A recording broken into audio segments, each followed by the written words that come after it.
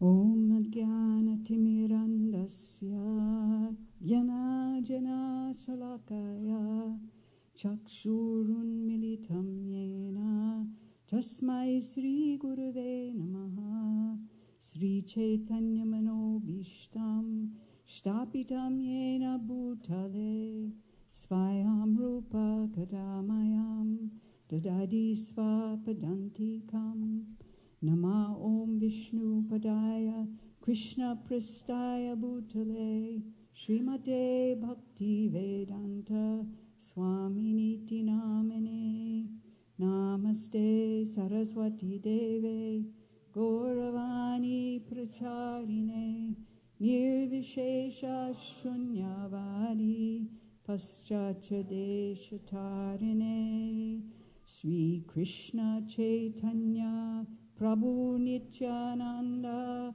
Shri Advaita Gadadhar Shri Vasadi Gaur Bhaktavrindam Hare Krishna Krishna Krishna Hare Hare Hare Rama Rama Rama Hare Hare Vanchakalpatarubhyascha Kripa Sindhubhya eva cha Patitanam bhavanebhyo Vaishnavebhyo namo namaha. Hare Krishna, and thank you for allowing me to speak and for allowing me to present the genesis of the Yamuna Devi Legacy Project and Yamuna Devi memoir biography project. Very, very blessed because many of our team members, the core team members, who comprise mostly second generation youth and who freely gave of their time, energy, their heart and their soul to this project from day one, are here today with us. And our team leader, Kartama Shah Das, is sitting next to me.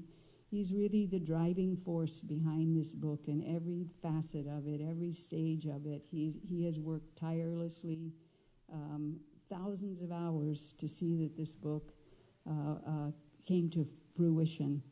Another trustee of the Yamuna Legacy Trust, Nimesh, is also here from Canada. We're very fortunate he's manning the book table outside. Hari Bhakti helped us with the photographs, and we are extremely honored and just felt so fortunate that somehow, by Krishna's mercy, we were able to procure the services of Raghu.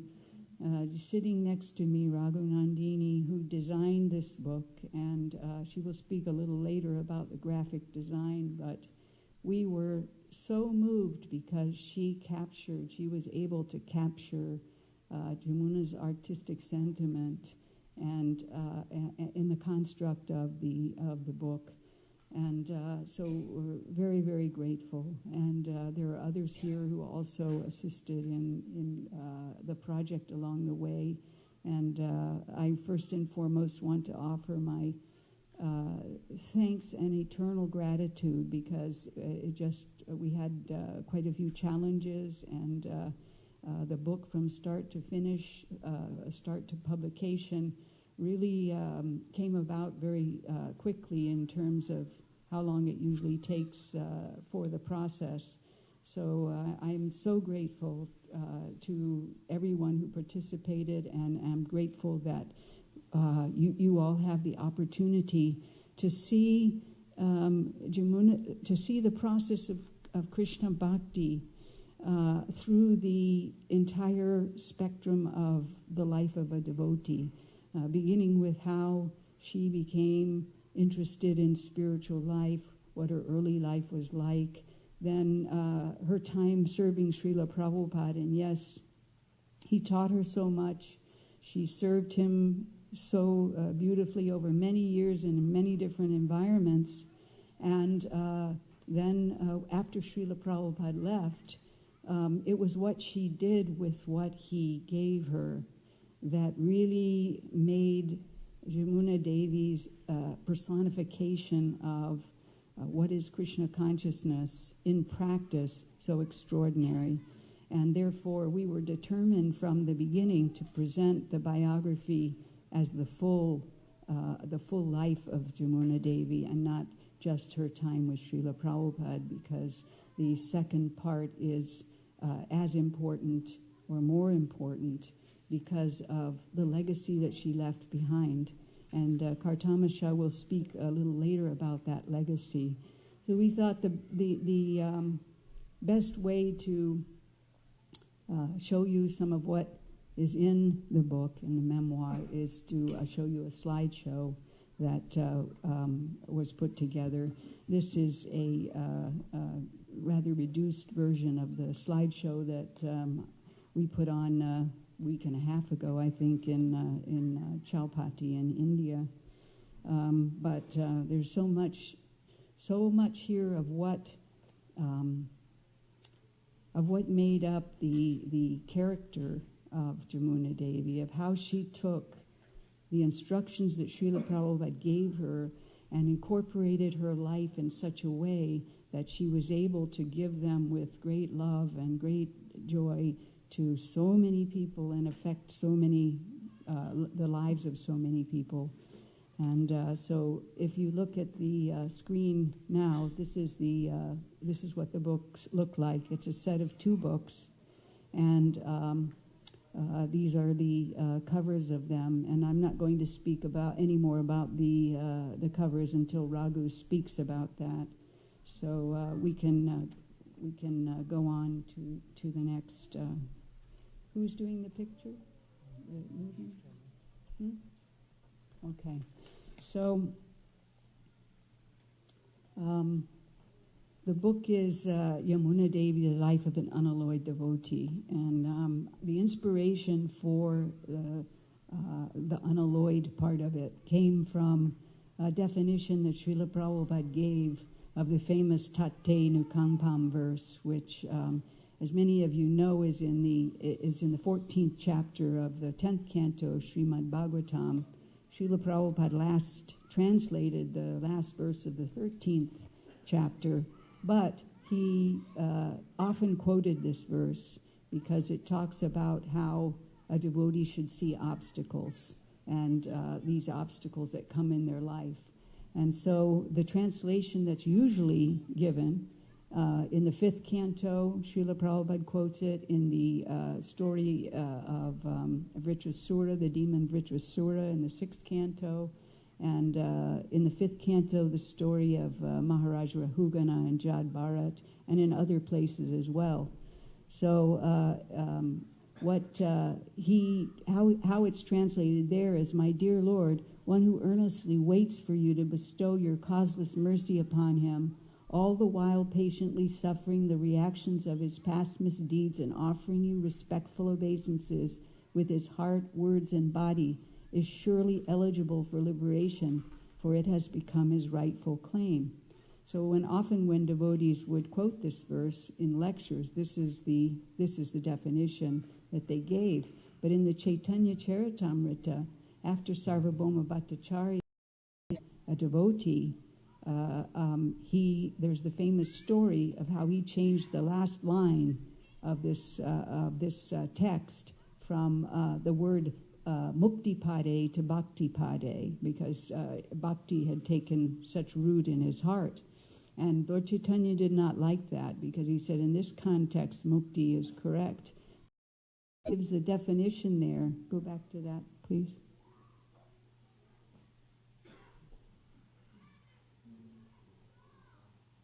Prabhupada gives the definition there of this same verse. One who seeks your compassion and thus tolerates all kinds of adverse conditions due to the karma of his past deeds, who engages always in your devotional service with his mind, words, and body, and who always offers obeisances unto you as certified candidate, becoming your unalloyed devotee. And when I read that, several times, I thought this so beautifully defined Yamuna Devi's approach to her devotional service and her life that to include that. And that's why Unalloyed is part of the title, also the name of our foundation, our organization. Next. This is Yamuna Devi and Janki, her sister, as little girls. Janki's in the front, and some of you may not know that she was Srila Prabhupada's first disciple, and she was at the first initiation in New York with 11 men. She was the only woman. And go ahead, go on. So what happened was Yamuna's sister Janki went to New York with Mukunda, now Mukunda Swami. At that time, they met Srila Prabhupada, and Janki invited Yamuna to a wedding. And even before they went to New York, they were going to go to India. They wanted to go to visit India, Janki and Mukunda. And so Yamuna very much got in the spirit of wanting to go to Tibet as well, wanting to go to India and Tibet. And so at the wedding, and they were driving back to Mexico, before they left, Srila Prabhupada said, well, why don't... So this was sometime in early October. Yamuna had gotten her passport so that she can go to Tibet and India, and this is her passport photo from that time. And many of you have heard the famous story that when Yamuna went in to see Prabhupada in San Francisco, told him that she wanted to go to Tibet. Srila Prabhupada asked her, why do you want to go to Tibet? And Yamuna said, because I want to be this place. And Srila Prabhupada very accepted her, and he said, I can take you to a higher place than Tibet. And then he said, just see, just see. That was his way of changing the course of her life, just with his words and his inflection, which he was so expert at. Next. This is a picture in San Francisco. And go to the next, please. Srila Prabhupada found when he came to San Francisco, he found out about Yamuna's calligraphic skills. She had studied under one of the world's greatest teachers, Lloyd Reynolds, in Portland at Reed College. And so Srila Prabhupada started using her skills in doing invitations and posters and so many things. And I had this poster, and I was so excited because this material body is a lump of ignorance, and the senses are networks of paths to death. I can't read that. Our true identity is pure spirit soul in a loving relationship with Krishna. You are invited to hear Divine Grace A.C. Bhaktivedanta. And I thought, how many of us would be to want to come to something like that? But they were so innocent, and they were so convinced of Srila Prabhupada's potency, and people did come, and they were enthused and enlightened, and it was wonderful to see this poster and the many other that were like it. Next. So this is the yatra, and you may not be able to see this as closely. Shyamasundar had gotten a half-bed truck, and they decided that they would do the Rath Yatra on the half-bed truck. That's Janki with the microphone and Yamuna playing the Shyamasundar is, and I don't know if you can see who's in the passenger seat, but it's his German Shepherd dog. Spiral, it's lined, and it's just an ordinary little steno pad. So it reads, Dear Gurudas and Yamuna, good boy and girl, and always Hare Krishna Maha Mantra, and you are pleased with the result. You are a little better than Janki, but don't get puffed up. Good. Be good to those a little less fortunate. Guru, life is so nice, and you are a very important member of our society. You and your wife work. There shall be your ever well-wisher. And then he signs his name so beautifully along the paper. Well, there's an aspect of this letter that Sri sent that I cherish to this day, and that is that the person who's writing that down is Janki. So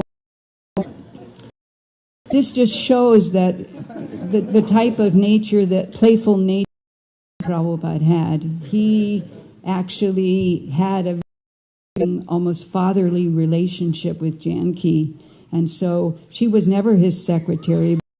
But called her in and said, more or less, take this letter, take a letter. And so this is the letter that she wrote, and she had to write it. And knowing Janki was very frank and still is, this must have been a little bit of a to write and send. I cherish this so much, because if you didn't know that Janki wrote this, you wouldn't get the full import of why it's so special and why it reveals so much of Srila Prabhupada. That's what's so wonderful about it. Next.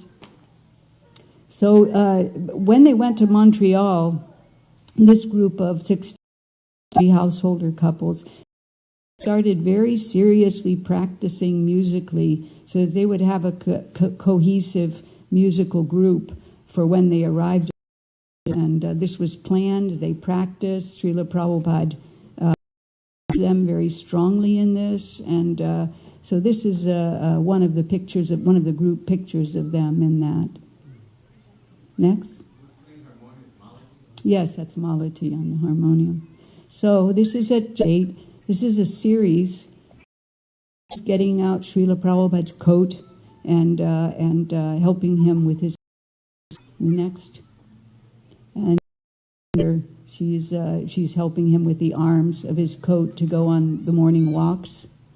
And then Vina Radhika Ramana Namne, and he continued on, and Yamuna didn't know what to do. I can't say for certain that this is the picture of exactly when that happened, but if you hone in on her face there, if you zoom in on her face and see the startled look on it, that might be something like what she it was like, what's going on? I mean, she had absolutely no idea what was going on. And so then Srila Prabhupada, you can go to the next one, started jumping up and down. I mean, everyone was in total ecstasy. All of the devotees dancing on the stage, Srila Prabhupada throwing his arms up in the air and dancing. And after the program, this is that famous picture that everyone, all the devotees chant. Next.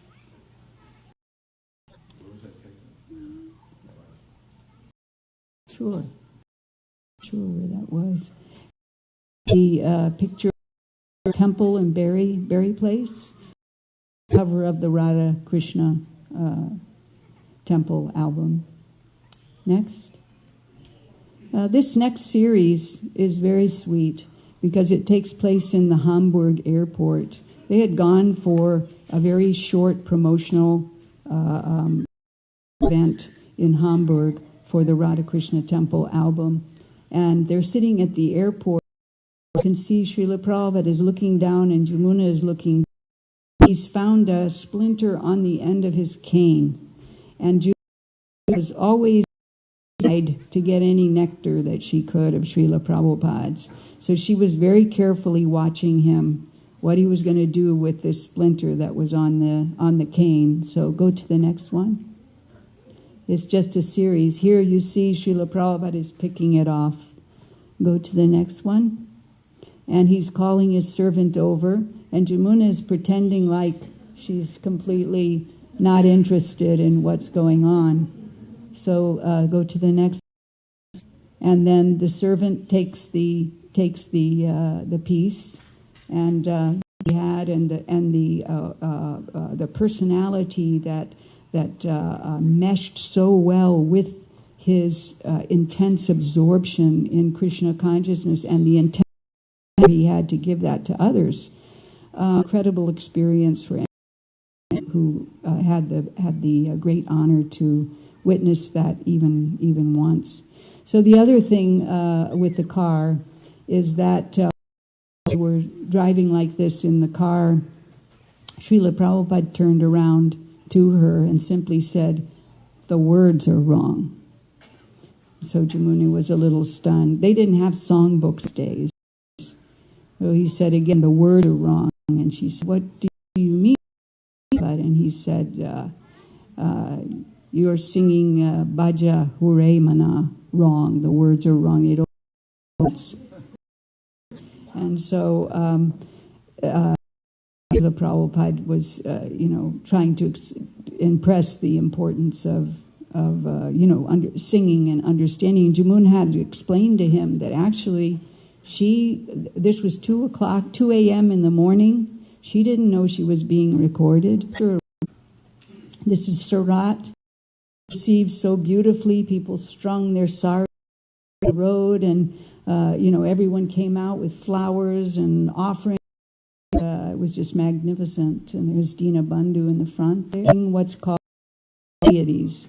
And that was always part of the Pandal programs that they engaged in. She became very attached to those little deities, which I believe are now in Hyderabad.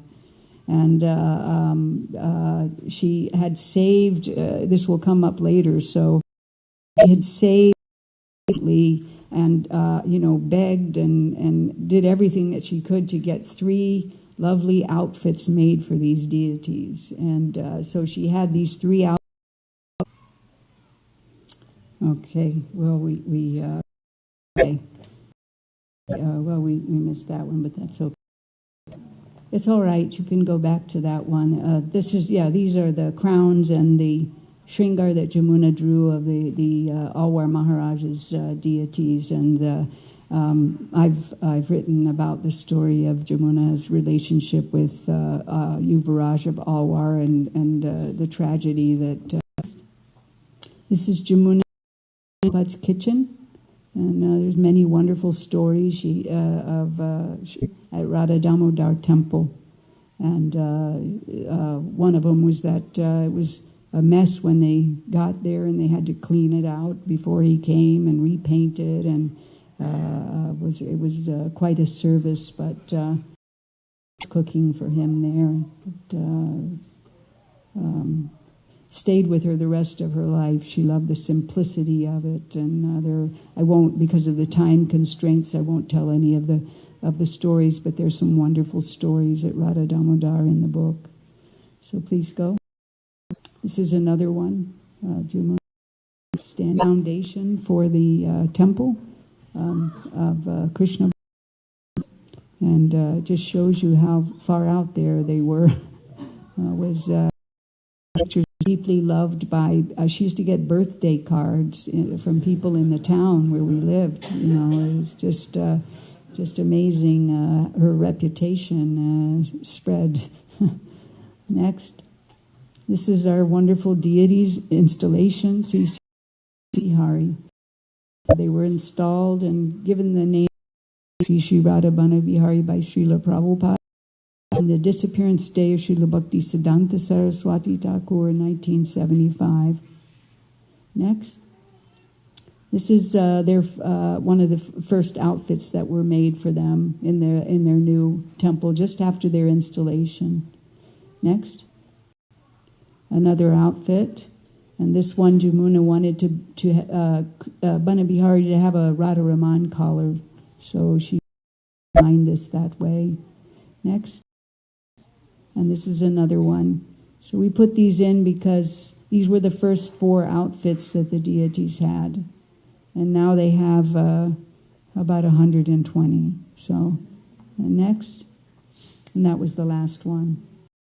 We're installed with the 4 outfits. Next. This is when we moved to England. And this is just one of the ashrams, Sri Radha Hari.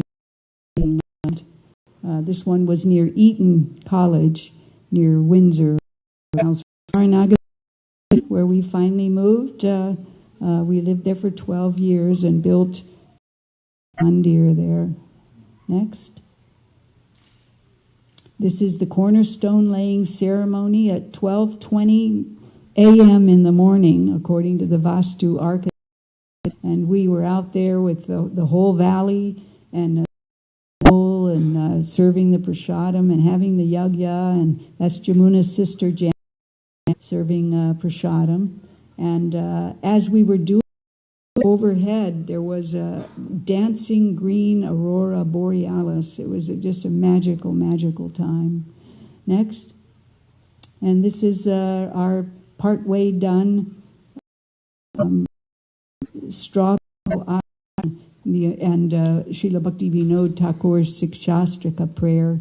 The top two panels on the surround are the Krishna Kirtan Jaya Bhakti Vilas and Krishna Kirtan Jaya Premanidan from the first song of Sikshastika.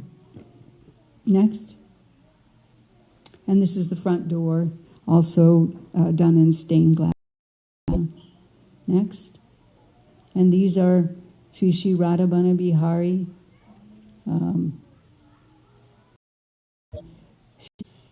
In 2002, Yamuna came here to Alachua, invited the youth to be present, and asked her to give her advice on how to help us mature, how to be better. And so, very simply, just focus on one thing: commitment. And then she saw blank words in our faces. Asked us to get dictionaries, look up the word commitment, and we still couldn't it. So then she said, okay, explore three concepts: enthusiasm, patience, passion. And so we began discussing those, and then she realized that we still weren't getting it. So then she bravely a taste of Krishna consciousness through devotional service. And so just to keep it simple, I thought to just say how to get through each of those three things: genuine attachment for the practical qualities like humility and compassion. These were consistently displayed as a testimony to the effectiveness of our process. So it was really as if you got to know Yamuna, you got to know what is promised to us on this path. If you were just enthusiastic like her, patient like her, and committed like her.